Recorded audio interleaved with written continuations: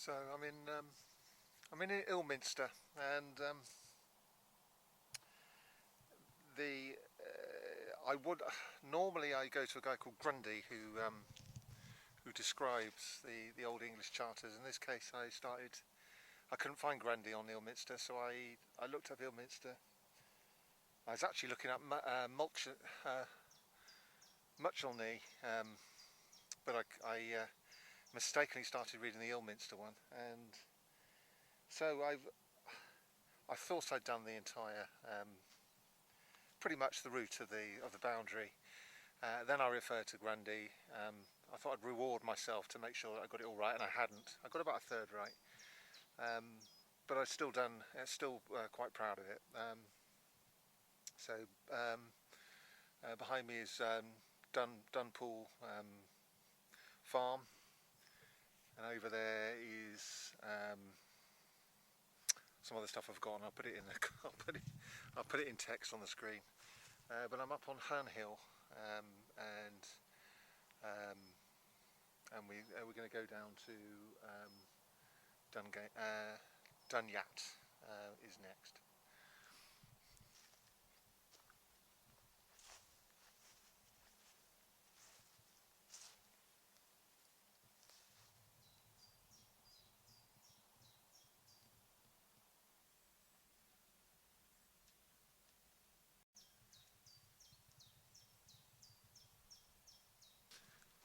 So I'm interested in elves. I'm interested in trolls and creatures, mythological creatures of all sorts, from all sorts of different societies, mostly European.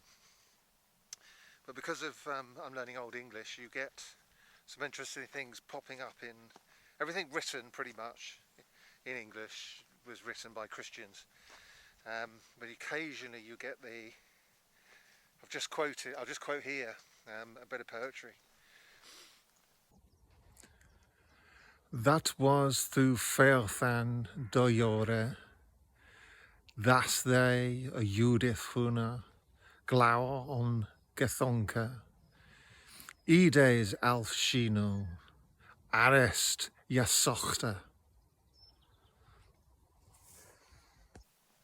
Anyway, in that poetry, you'll hear the word Alf Shino, which means elf shine. And it's basically, even though this is a Christian work, this is about Saint Judith, a Christian saint, they still are perfectly happy with using the word, sort of suggesting elf magic. So she is spectacularly beautiful in a way that's beyond the human. It's elvish, elfin, and you occasionally get this sort of thing turning up. So elves aren't devils. They're not creatures of darkness. They're not something you have to fight. Though they can, according to Baal's Leech book, which is also in Old English, which is a set of remedies and charms. Elves do shoot arrows at you. So when you get a stitch in your side when you've been running, that's because an elf's been shooting arrows at you. And there's a charm you can use to overcome that. But they're not evil, as you can see. When they start being quoted in the Gospels, you know, they're not necessarily evil creatures.